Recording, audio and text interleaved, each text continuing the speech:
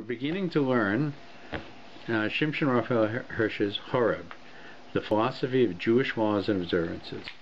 And we've talked a little bit about the very long preface and background, Yeah. and about the time in which Rav Hirsch was writing, which was, he was coping with the Enlightenment era, and how German Jewry, and eventually the world, the Jewish world, would deal with the impact of the Enlightenment. So we'll begin with his first words, which are not in the preface but in the foreword. And he begins by saying, the subject, he's explaining his reasonings for doing this. The subject of these essays is given in the title as the duties of Israel. In Jewish parlance, duties in general are designated mitzvot, an expression which immediately indicates what constitutes duty for Judaism, and what the basis is on which all duties rest. It is a commandment, the command of God, that constitutes duty for the Israelite, and the will of God that is the sole basis of all our duties. So this is different than the rest of the world. The rest of the world relies, at that time, in the more refined societies, as an effort to do what they understood to be the morally right thing to do. But the morally right thing to do is often very hard to decide. We see this, in the big issues of our time today, right? People of very, very good will are pro-choice, right? And people of equally good will are pro-life, right? People who are extremely kind, save lives. Medical professionals are split on the issues of euthanasia, right? To take a life or not take a life. None of them are operating in a way that they want to cause harm, moral harm to society. They all believe that where they're standing is the morally right position. Clearly, one of them is wrong, because they're completely opposed, right? So our view, right, is not that we determine these things. Our goal is to determine what is the commandment of God, and from the commandment of God, right, we can make a judgment as to what our behavior should be. And should any other basis for any duty be possible for the whole of mankind, ought the idea of duty be conceivable without the idea of God's will? Can you determine what's right or wrong if you're an atheist? That's a good point. But what if the society decides... Certainly in your own mind you can. Yeah. Right? But the problem with it is that it's a fluctuating morality. Yeah. I would say. Well, if the society decides everyone over 60 years old has to be put to death because it's too expensive, that's a crazy situation. Society can say that's right. That's right. Society can decide that if you have to kill a healthy monkey in order to preserve the life of a handicapped child, mentally handicapped child, that should not be permitted, because it's unfair to the monkey, right? And the monkey is a person too, right? There is a world of people who have that view of it, right? Right? And they have a very strong basis for that belief. A very strong basis. They can make a very good argument for it. In fact, an Adam Godel, a great man, once told me that one of the founders of PETA said that there is no moral right to eat meat in this world unless you believe that the Old Testament is true. And if your moral code is based on what he called the Old Testament, we call it Sefer Torah, 5 books, right? If it is based on that, right, then you're acting in a moral way, consistent way, right? But if it's not based on that, you're eating meat because you're able to kill, And that's your only reason, right? And if you weren't able to kill and they were able to kill you, well, based on that, it would be fine. So Hirsch is asking the question: ought the idea of duty be conceivable without the idea of God's will? Duty determines our activity, but everything which appertains to activity, our personality, our intellectual capacity, and physical powers, and the world which surrounds them and provides them with objects and means, belongs only to the one and only God, who then can have the disposal of all this except God alone, whose orders ought we then follow except His. And if this remark applies to mankind in general, with how much more force must it apply to Israel? When he says Israel here, he's not talking, this predates the founding of Israel. He's talking about the nation of Israel, Am Yisrael, the people of Israel. Right? Why so much more so? Because we have the direct relationship. When God had prophecy, His prophecy was for us. When God handed the Torah, He handed it to us. Right? With that comes a people who is chosen, and chosen for a great responsibility and a great mission. He goes on. For Israel looks to God as its creator in a double sense, being His creatures, not only by virtue of the place with which it occupies in the universe, but also the place with which it occupies in human society. God's command, therefore, constitutes duty for us, and God's will is the only basis on which our obligation rests. So, he's pointing something out, right? There's two levels of our obligation to God, right? There's the level which every human being has. Every thinking, knowing human being. Why? Because God created the universe. God is the maker of the universe. He is the owner of the universe. And everything in the universe must respect the maker of it, right? Must respect the boss, the creator, right? And God can withdraw His favor from any of them, right?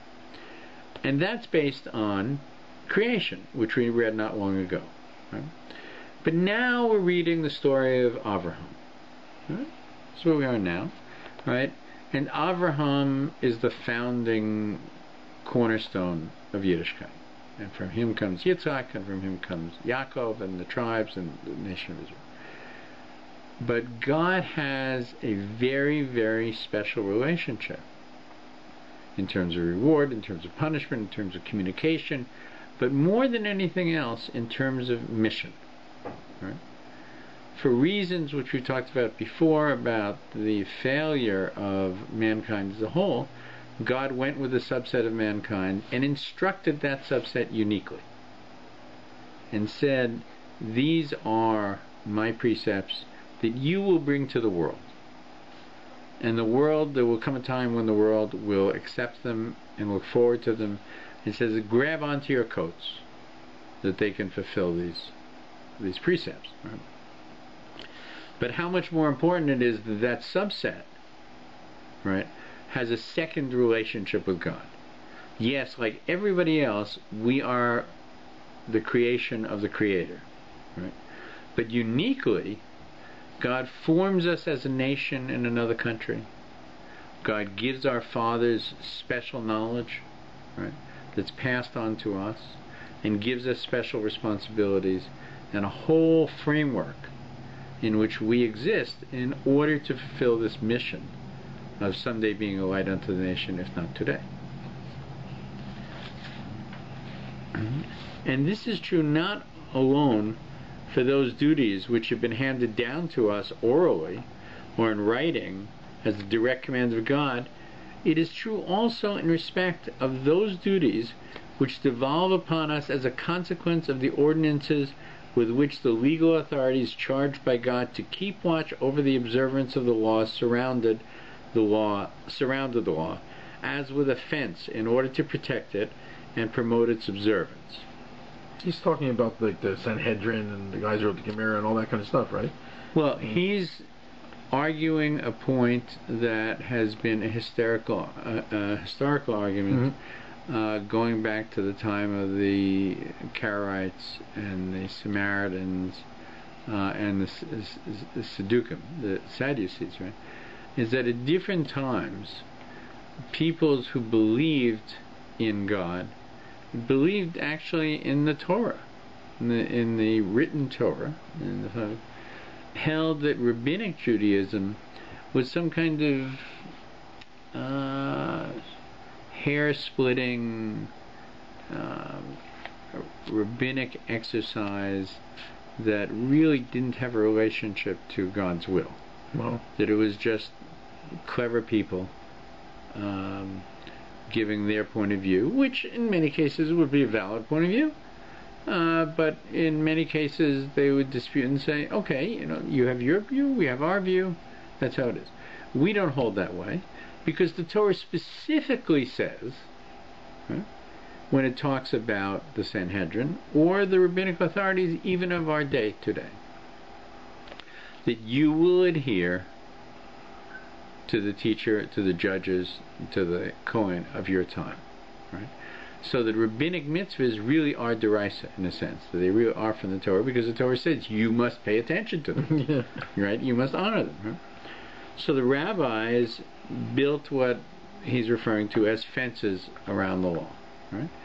You're not allowed to write on Shabbos, right? So there's a concept of muktzah. Muktzah is you don't pick up anything, you don't move anything that is not designated for Shabbos, right? So you don't pick up a pen, right? Now, not picking up a pen is not forbidden in the Torah. By the Torah, you can pick up a pen, it's not a problem, right? But the rabbi said, if you pick up a pen, you may come to write with it, because that's the purpose of a pen. Yeah. Right? So what about a match? You can't light a match on Shabbos, right?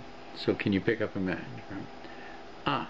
If a match has a sharp end, and your intent is to pick your teeth with it, someone would argue, yeah, it has a Shabbos purpose, to clean your teeth, right? It's a toothpick, really, is the other way of viewing it. But there's a danger, because if you're, the other end of it, could be a problem.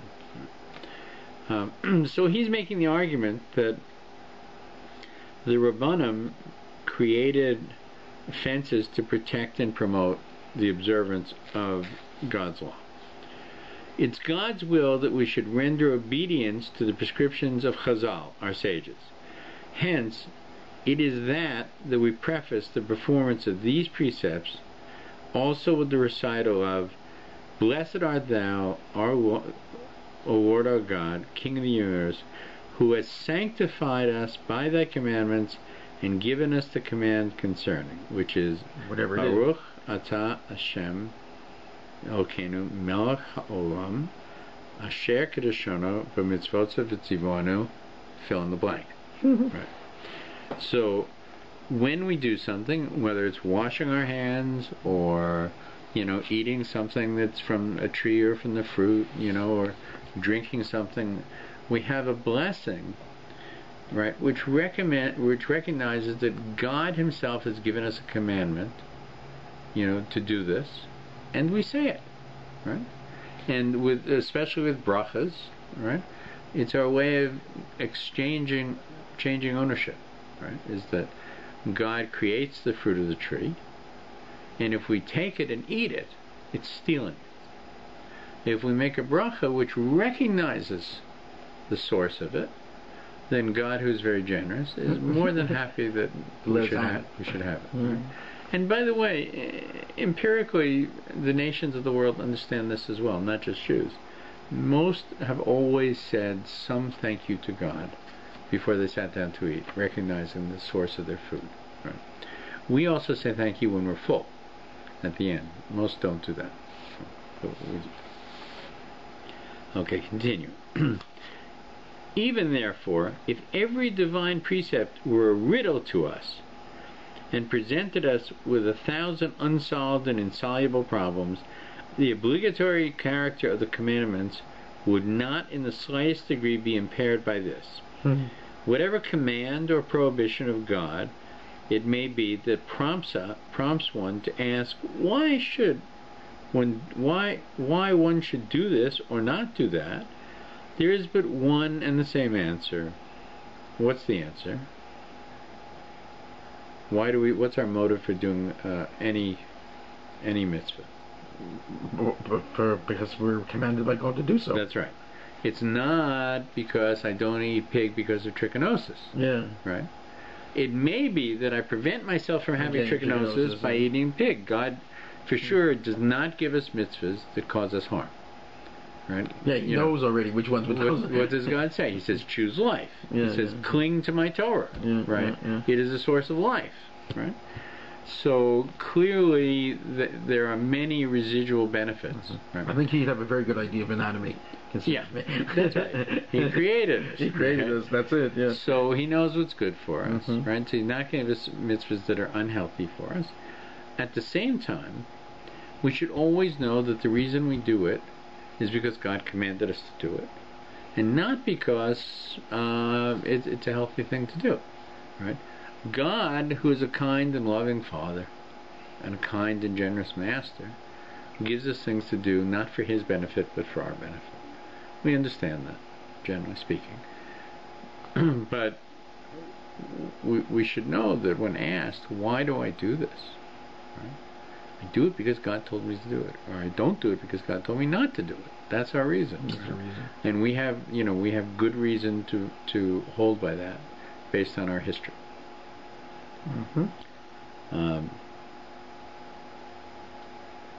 So the same answer. So it prompts one to ask, why should one do this and not do that? There is but one and the same answer. Your answer, Charles. Because it is the will of God, and it is your duty to be the servant of God with all your powers and resources, and with every breath of your life. That's a nice way of putting it. The answer is not only adequate, it is essentially the only one possible, and it would remain so if we were ourselves able to penetrate into the reason of every commandment, or if God Himself had disclosed to us the reasons for His commandments. We should have to perform them not because there was such and such a reason for any commandment, but because God had ordained it. So this is a really essential thing to say. I remember years ago when I was learning with Rav Shochet, and there was a question about, what is God's reason for this? And Rav Shochet is a great Talmud Chacham, who's devoted his life to understanding or conveying God's will in halacha and in other counseling, right? And is guided by his knowledge in God's will. And somebody said to him, well, what is God's reasoning for this? And he looked at him and said, if I understood God's reasoning, it would be much too small a God for me. God is infinite. His reasoning is beyond what... To even use the word reasoning is kind of a joke. Yeah. Right? Who created logic? Who created reasoning? Who created this whole process, right? And who can understand beyond logic and reasoning? Right? Where we're tied. Yeah, we're not even in that ballpark. Yeah, we can't understand it. Right? So his point was, a God who is just greater than myself, right, is not my God.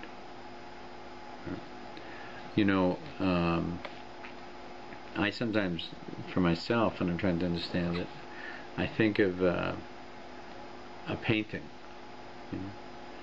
and I realize that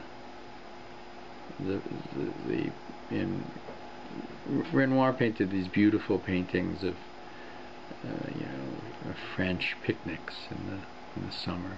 People are very happy and they have their picnic baskets open, and there's something tremendously pleasant about it all. So a little bit, in a positive sense, romantic, with the world at peace and the sunshine. That's how Renoir saw it. And I think to myself, the little boy in the painting, who's reaching for an apple. He has no idea who the painter is, who Renoir is. But Renoir knows him really well. Otherwise he can't paint him. Right? I mean, he may not even exist in the physical world, that boy. Or he might. You know, and Renoir's looking at him from a hill. Hill. Anyway. But he will not know the painter. No matter how he tries to figure out. You know, okay, he must have been standing on that hill, says the little boy in the painting. He must have been standing there. He can never know, really. Right? So it is, you know, with our relationship. We have no sense of it. You know, Rebbetzin Wine, Esther Wine, makes this absolutely remarkable metaphor when talking about the entrance from this world into the world to come. She said, you know, the child travels inside of an environment for 9 months. And in that environment, the child has everything it needs. It's cleaned, it's fed, it's warm, it's comfortable. Everything is, you know, perfect. There's one thing it doesn't have. It doesn't have knowledge of the landlord. Right? That's true. Yeah. It hears the landlord. It sees the impact of the landlord. You know, the landlord goes to take a shower, it hears the noise of the shower.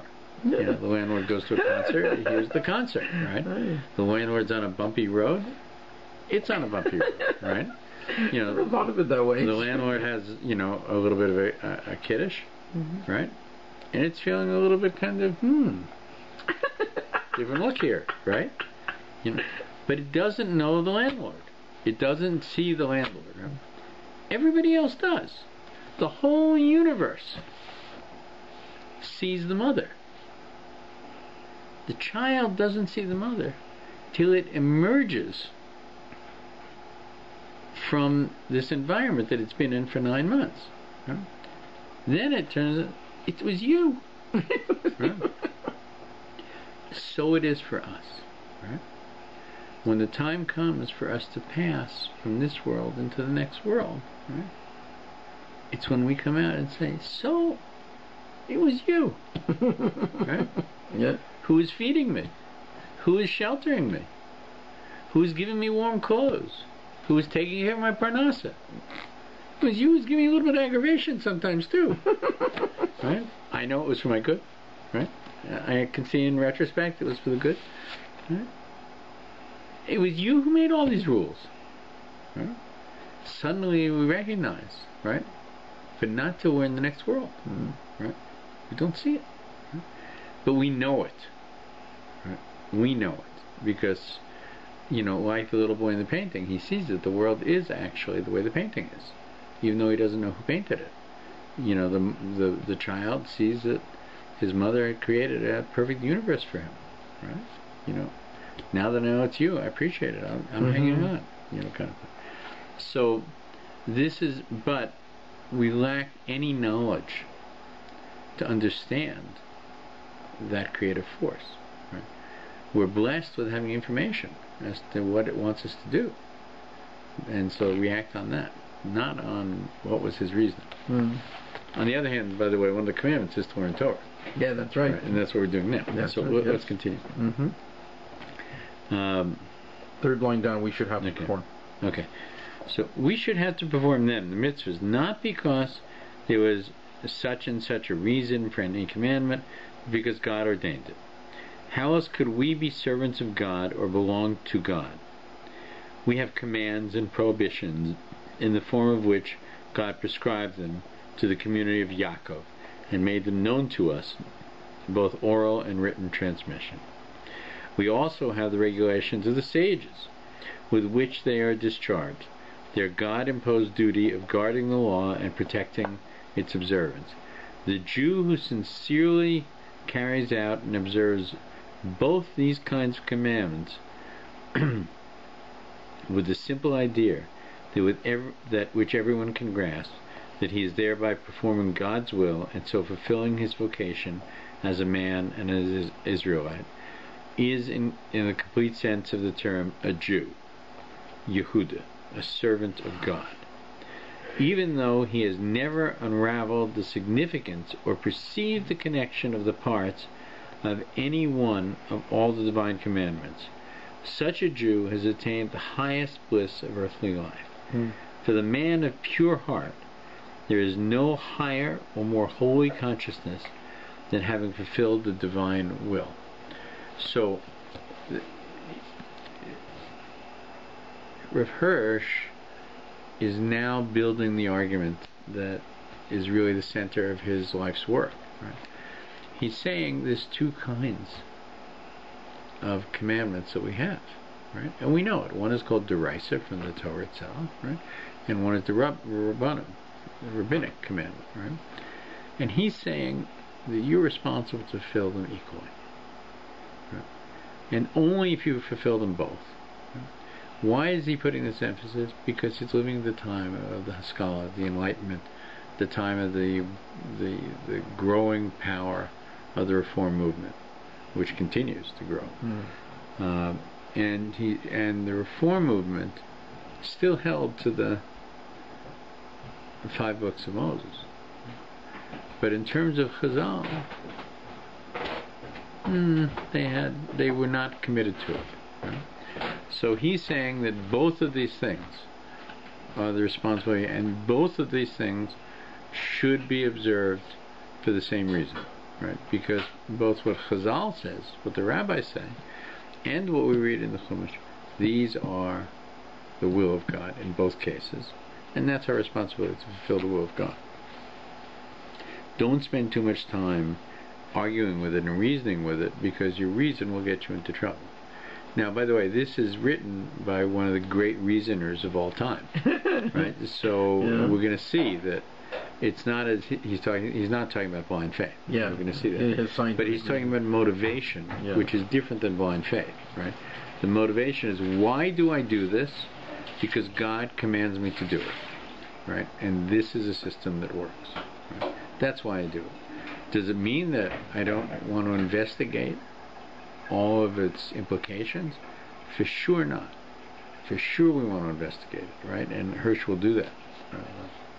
Rav Hirsch. If therefore the Torah itself repeatedly calls upon us to study the law unceasingly and to absorb it to such a degree that it becomes our wisdom and understanding in the conduct of our life, this cannot mean that we should use the intellectual faculties granted to us by God to examine the law of God merely with the idea of making our recognition of its binding force and our acceptance of our duty to fulfill it dependent on the result of such an examination, right? So Rashi says, right, if a Rav should tell you that this is the left and this is the right, know that he's telling the truth. Now, what did I just do? This is actually my right hand, but to the camera, he's left. It's left. Yeah, right. This is my left hand, but to the camera, it's right. Rashi's saying, don't argue when Chazal tell you that this is left, right? When you look at me, it's on the left side of me, just like the camera. Sometimes we have to understand that Chazal has an understanding beyond our own, because they have Ruach HaKodesh. Right? They have this ability to see beyond, right? But they're motivated by exactly the same thing that we are, right? To fulfill the will of God. That's their issue. Imagine how much their devotion is if they're saying it's the Chazal. They would be so much. They want to make sure they do it right. They wouldn't just invent things. That's even makes it more special. You know, I remember at one point in one of my classes that one of my fellow students said to the rabbi, he said, you know, he was getting confused at that moment, and he said, he was frustrated, and he said, okay, so we can always find a loophole to any law, because we'll always find a gadol, a great one, who says, under these conditions, you are permitted to do this. Even though we know you're not permitted to do it, but under these conditions, you're permitted to do it. You know, and it was one of the few times that I saw my Rav at the time, my teacher at the time, troubled. He said to me, he said to us, he said, you know, every time I rule in favor of the Taz, halachic decisive, and he had many disagreements with somebody called the Shach, who was level with him. He said, every time I rule in favor of the Taz, I know that when I'm 120 and I come before the Beis Din in heaven, that the Shach will say to me, justify your decision to rule against me. So that a Rav, makes his determination with a tremendous fear of God. It's not looking for a leniency, looking for a loophole. It's making a decision that he knows someday he will have to justify that decision. And he should make the smallest decision he makes with the same level of intensity, knowing that someday the Beis Din above will demand an explanation. We must indeed bring the recognition and the acceptance with us to the hearing, like our ancestors at Sinai, who before they heard the contents of the divine law, declared their acceptance of the obligation to fulfill it. Naseh v'nishma, right? We will hear, right? No, not we will hear. We will do, then we will hear. We will do, and then we will understand. They had, Baruch Hashem, witnessed the great might of God, overturning the superpower of its time, splitting the sea, making them wealthy, one thing after another. Right? And they said, we don't need to know what it is God wants of us. We will do it, and we will come to understand it later. And this is the essential quality. This only works if the entity that is giving the directions has no need of self-interest. Right? As soon as it becomes a king of flesh and blood, he has his own comforts, his own desires, which are important to him. All that God gives us, all the commands to do and not to do, have no benefit to God. They only have a benefit to his subjects. That's an important thing to understand. The people, when they stood at Sinai, understood that. And so they said, since that is who you are, we will do, and then we will come to understand. So they declared their acceptance of the obligation to fulfill the law in the profound conviction that they had no other purpose in life than to fulfill the will of God. Since then, the laws of God lie before us. Our study of them can have only two objects. First is to make ourselves so familiar with the whole content and the range of the divine commandments and regulations that we know what is actual life, what in actual life we must do or we must avoid, with all the strength and means bestowed on us. That is to say, we must first know what God demands of us. The second object is to survey the divine laws themselves, in relationship with one another and the conditions governed by them, to bring them as far as possible within the range of human comprehension, to arrange them in order, to weigh the consequences of their observance and non-observance in practical life, and by deep reflection to trace the wisdom of God and His Word, as by observation we trace it in His work. So this is the point, is that, and this is what separates it from blind faith, right? Is that our motivation for accepting the law, and I use this word over and over and over, our motivation for accepting the ordinances of God and the rabbis, right, is that it is the will of God. That's our motivation. But one of the things, right, one of the things that we're commanded to do is to study Torah. And we read in the morning prayers every day. We go through all the mitzvahs, and then it says the study of Torah is the equivalent of all of them. Right? Why? Because there's a commandment of God to, within your own powers, to do everything you can to understand the commandments. But never let that be your motivation for doing it. Let that be your motivation, in a sense, for enriching the process. Right? Thus, nice to know. Yeah. Yeah. Thus may our mind be so enlightened through God's Word as to obtain a clearer insight into the meaning of the world, of our life in it, and our heart to be joyfully enlarged so as to cling to God and His Word with ever greater satisfaction and contentment. The more understanding, the more we know, the more pleasurable it is to do. Such study will equip us to perform our paramount duty, which is to strive for the fulfillment of God's Word in our actual life. The precepts of the Lord are right, rejoicing the heart. The commandment of the Lord is pure, enlightening the eyes. And that's from Tehillim, from Psalm 19. Such meditation over divine precepts is particularly required in the case of those commands, most of them expressly stated, though some are derivative, the objects of which is in part to awaken in us certain trains of thought, those, that is to say, which prescribe for us a certain course of action, in order that certain truths may thereby be given expression. In performing such commands, we shall feel ourselves called upon to look for the relation in which outward actions prescribed for us stand to the thought with which it is to be expressed, and equally to consider and ponder on this thought in all its scope and consequence. So that's a mouthful, right? But simply said,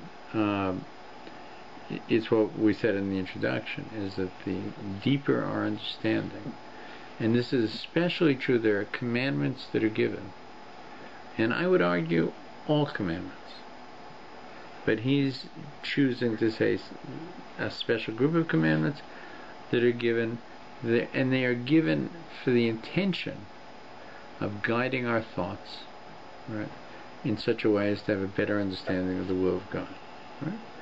You know, it could be tefillin, it could be eating matzah on Pesach, you know, and there are some that are so close, the symbolism, and so clear.